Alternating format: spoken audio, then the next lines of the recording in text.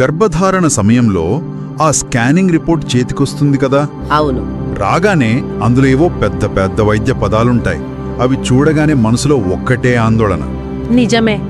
మన ముందొక paediatrician, gynaecologist మధ్య జరిగిన ఒక సంభాషణ ఉంది.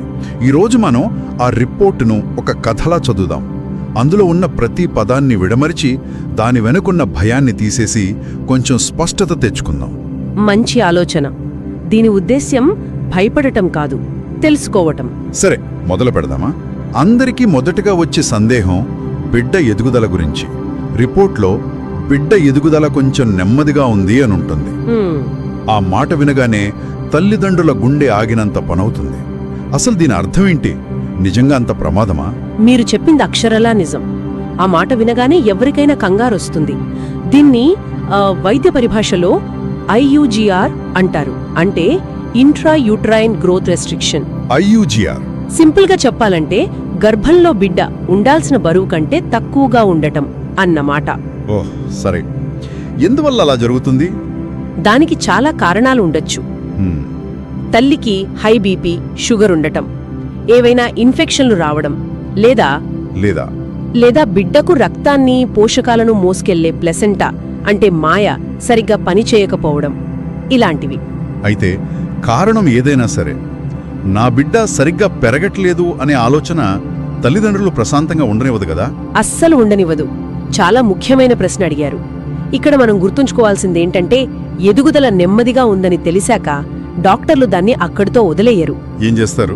బిడ్డ కదలికలు, గుండె స్పందన, మాయ నుండి బిడ్డకు రక్త ప్రసరణ ఎలా ఉందో డాప్లర్ స్కాన్ ద్వారా నిరంతరం గమనిస్తూ ఉంటారు. అంటే లోపల బిడ్డ సేఫ్గా ఉన్నాడా లేదా అని చెక్ చేస్తారన్నమాట. కరెక్ట్. ప్రతి అడుగులోనూ నిర్ధారించుకుంటారు. చాలా సందర్భాల్లో సరైన పర్యవేక్షణతో డెలివరీ వరకు తీసుకెళ్లి ఆరోగ్యకరమైన బిడ్డను బయటకు తీసుకురావచ్చు. పుట్టిన తర్వాత ఏమైనా ఇబ్బందులుంటాయా? అవును, కొన్ని ఉంటాయి. వాళ్ల శరీరం అంత వెచ్చగా ఉండదు. బ్లడ్లో షుగర్ లెవెల్స్ పడిపోతుంటాయి. పాలు తాగడానికి కూడా కొంచెం కష్టపడతారు. అందుకే వాళ్లకు పుట్టిన వెంటనే కొంచెం ఎక్కువ కేర్ అవసరం. సరైన జాగ్రత్తలు తీసుకుంటే వాళ్లు మిగతా పిల్లల్లాగే ఆరోగ్యంగా పెరుగుతారు. అంటే సమస్యను గుర్తించడమే సగం పరిష్కారం. నిరంతర పర్యవేక్షణతో చాలా వరకు ప్రమాదాన్ని నివారించవచ్చు. సరే, బిడ్డ ఎదుగుదల తర్వాత అందరినీ ఆందోళనకు గురిచేసే మరో విషయం ఉమ్మనీరు. అవును. అది బిడ్డకు ఒక రక్షణ కవచం లాంటిది అంటారు కదా. ఒకవేళ అది తక్కువగా ఉందని రిపోర్ట్లో వస్తే? అవును. ఉమ్మనీరు బిడ్డకు ఒక పర్సనల్ స్విమ్మింగ్ పూల్, ఒక ఎయిర్ బ్యాగ్ లాంటిది.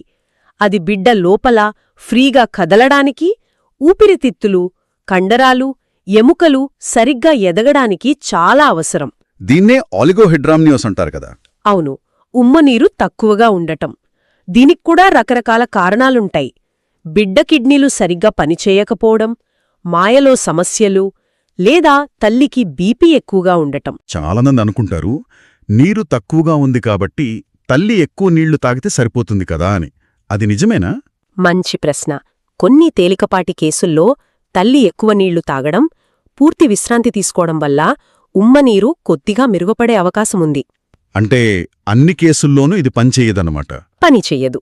సమస్య తీవ్రతను బట్టి, దాని వెనుకున్న అసలు కారణాన్ని బట్టి చికిత్స ఉంటుంది. ఉమ్మనీరు మరీ తక్కువగా ఉంటే అది బిడ్డ ఊపిరితిత్తుల అభివృద్ధిని దెబ్బతీస్తుంది. అందుకే డాక్టర్లు రెగ్యులర్ స్కాన్లతో పరిస్థితిని అంచనా వేసి అవసరమైతే డెలివరీ త్వరలా చేయాల్సి రావచ్చు.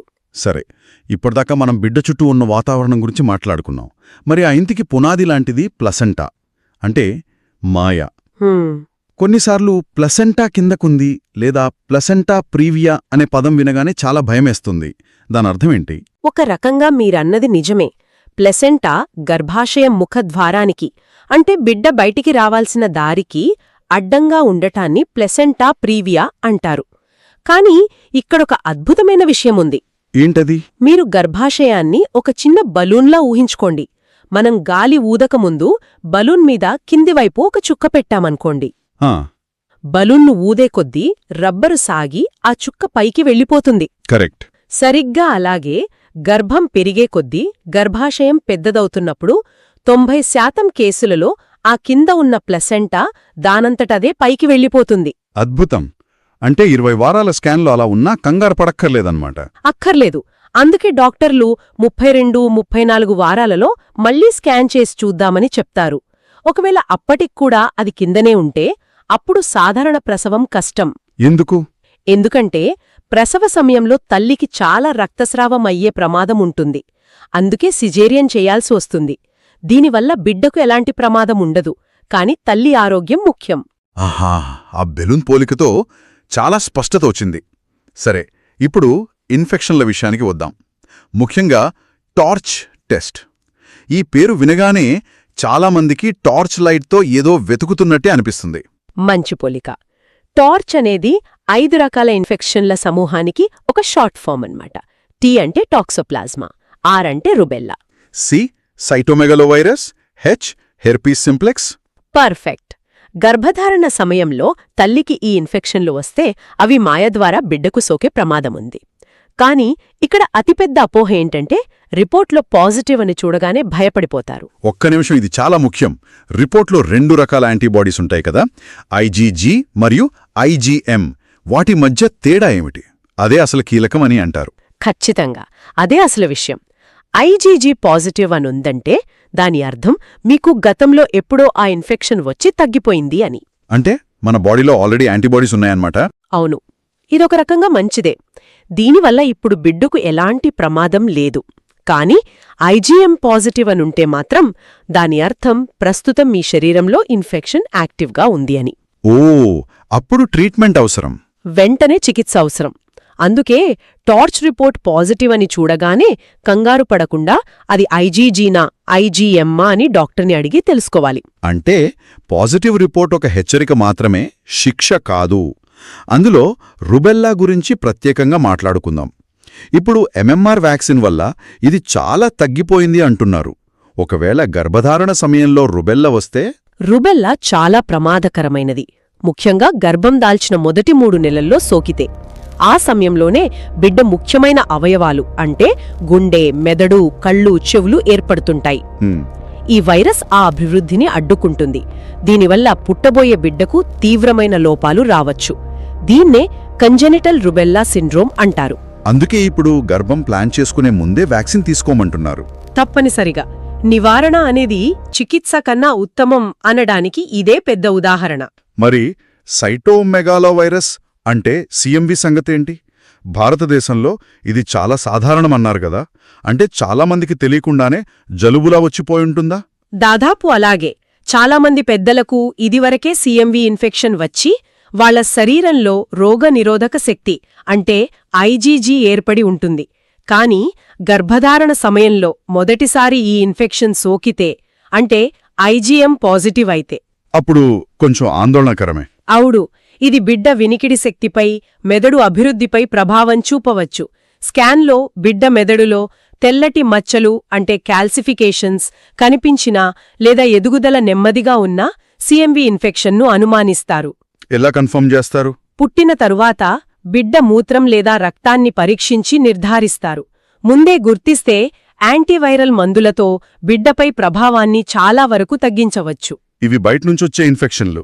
కొన్నిసార్లు గర్భాశయం లోపలే ఇన్ఫెక్షన్ వస్తుంది కదా, కోరియో ఆమ్నియోనైటిస్ అంటారు. అవును, ఇది గర్భాశయం పొరలకు, ఉమ్మనీటికి వచ్చే బ్యాక్టీరియల్ ఇన్ఫెక్షన్.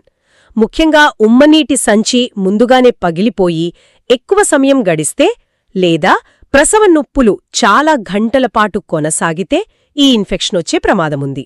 దానివల్ల బిడ్డకు ప్రమాదమా? పుట్టబోయే బిడ్డకు రక్తం ద్వారా ఇన్ఫెక్షన్ అంటే సెప్సిస్ సోకే ప్రమాదముంటుంది. అందుకే ఇలాంటి సందర్భాల్లో తల్లికి పుట్టిన వెంటనే బిడ్డకు యాంటీబయాటిక్స్ ఇస్తారు. సరైన సమయంలో చికిత్స అందిస్తే తల్లి, బిడ్డ ఇద్దరూ పూర్తిగా కోలుకుంటారు. సరే, ఇప్పటి వరకు మనం పెద్ద పెద్ద సమస్యల గురించి మాట్లాడాం. ఇప్పుడు స్కాన్ రిపోర్ట్లలో కనిపించే చిన్న చిన్న విషయాల గురించి చర్చిద్దాం. గుండెలో చిన్న రంధ్రం ఉంది, కిడ్నీలో కొంచెం వాపుంది, ఇలాంటి మాటలు వినగానే కంగారు పుట్టిస్తాయి. అవును, ఇక్కడొక విచిత్రమైన పరిస్థితి. టెక్నాలజీ పెరగడం ఒక రకంగా మంచిదే అయినా అది మనకు అనవసరమైన ఆందోళనను కూడా సృష్టిస్తోందా? అంటే పాతకాలంలో ఇవి ఉన్నాయో లేవో కూడా తెలిసేది కాదు గదా. అద్భుతమైన పాయింట్ లేవనెత్తారు. ఇది నిజం. ఆధునిక స్కానింగ్ యంత్రాలు ఎంత శక్తివంతంగా మారాయంటే అవి సూక్ష్మమైన తేడాలను కూడా పట్టుకుంటున్నాయి. వీటిలో చాలా వరకు ట్రాన్సియంట్ ఫైండింగ్స్ అంటాం. అంటే అవి తాత్కాలికమైనవి అని. కరెక్ట్. ఉదాహరణకు గుండెలో చిన్న రంధ్రం లేదా కిడ్నీలో తేలికపాటి వాపు.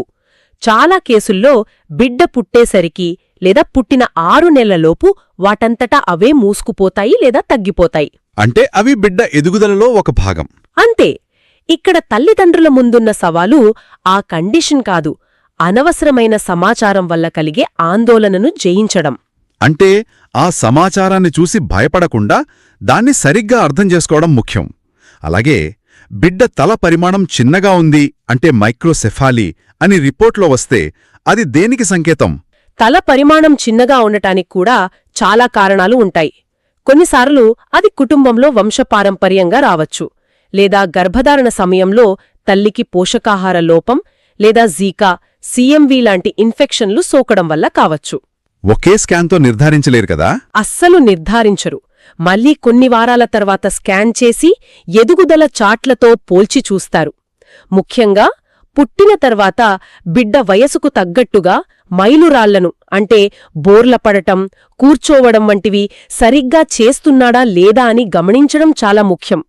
చివరిగా స్కాన్లో బిడ్డ మెదడులో లేదా కాలేయంలో తెల్లటి మచ్చలు అంటే కాల్సిఫికేషన్స్ ఉన్నాయని చెప్తే దాని అర్థమేమిటి?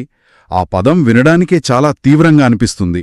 కాల్సిఫికేషన్స్ అంటే శరీరంలోని కణజాలంలో కాల్షియం చిన్న చిన్నగా పేరుకుపోవడం. గర్భంలో బిడ్డకు ఇవి కనిపించాయంటే అది గతంలో ఆ అవయవం ఏదైనా ఇన్ఫెక్షన్ లేదా ఇన్ఫ్లమేషన్కు గురైనట్లు ఒక సూచన. మనం ముందుగా చర్చించుకున్న సిఎంవి లేదా టోక్సోప్లాజ్మా వంటి ఇన్ఫెక్షన్ల వల్ల కావచ్చు. అవును. స్కాన్లో ఇవి కనిపించగానే అది బిడ్డకు ఏదో పెద్ద జబ్బు ఉన్నట్టు కాదు, అది ఒక క్లూ మాత్రమే. పుట్టిన తర్వాత ఆ క్లూ ఆధారంగా బిడ్డకు రక్త పరీక్షలు, వినికిడి, కంటి పరీక్షలు చేస్తారు. చేసి ఆ పాత ఇన్ఫెక్షన్ బిడ్డపై ఏమైనా దీర్ఘకాలిక ప్రభావం చూపిందా అని నిర్ధారిస్తారు. కరెక్ట్. చాలా కేసులలో ఎలాంటి ప్రభావం ఉండదు, బిడ్డ ఆరోగ్యంగానే ఉంటాడు. ఈ సంభాషణ మొత్తాన్ని పరిశీలిస్తే నాకు అర్థమైన ముఖ్య విషయం ఒకటుంది. స్కానింగ్ రిపోర్ట్ అనేది ఒక రోగ నిర్ధారణ పత్రం కాదు, అదొక గైడ్ మ్యాప్ లాంటిది. అది మనకు ఎక్కడ జాగ్రత్తగా ఉండాలో, ఎటువైపు వెళ్లాలో దారి చూపిస్తుంది.